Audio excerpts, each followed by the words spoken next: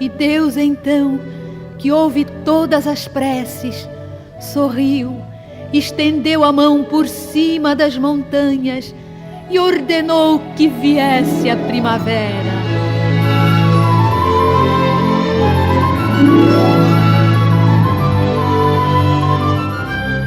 No mesmo instante, no seu carro de veludo e ouro, a primavera desceu por sobre a terra, enchendo de flores os campos, enchendo de luz os caminhos.